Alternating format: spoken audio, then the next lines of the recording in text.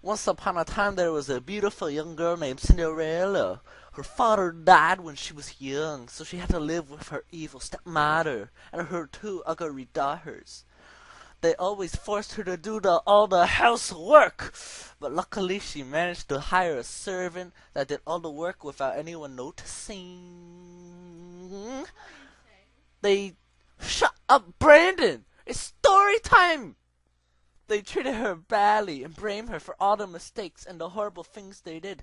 But since she was blackmailing their mother because she caught her having sex with the prince once, she did not punish Cinderella or react in any way.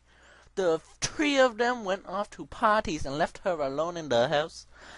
She would take the chance to go clubbing with her friends and her Eggroll without the stepmother knowing. One afternoon, a messenger from the palace came with a message to the river to the house.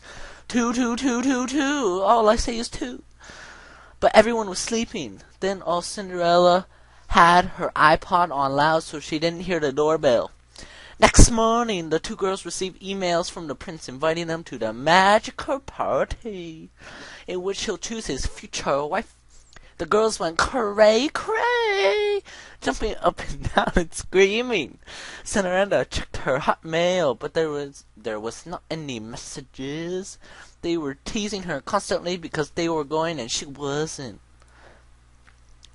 The day finally came and the girls each had the costume design dresses. They got ready for the party and they left Cinderella, gave them the said goodbye, and she went back inside. Suddenly, out of nowhere appeared the White Witch wearing the white and pink, telling Cinderella that she was here to make her ready to go to the party. She taped Cinderella to a Eggroll, and then she got her a dress, and she told Cinderella to put it on, and then tapped Cinderella with a golden stick, and turned into a very beautiful princess. She had her wear a Valino dress, which was the same one Jennifer Lopez wore to the Emmys. She had her hair and makeup done and finally wore the perfect matching Chanel shoes.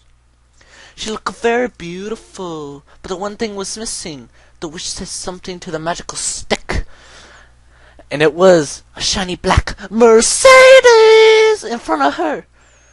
She reminded Cinderella that she must be home before 3 a.m. or she'd get pregnant from all the dirty men, or else everything will come back to reality.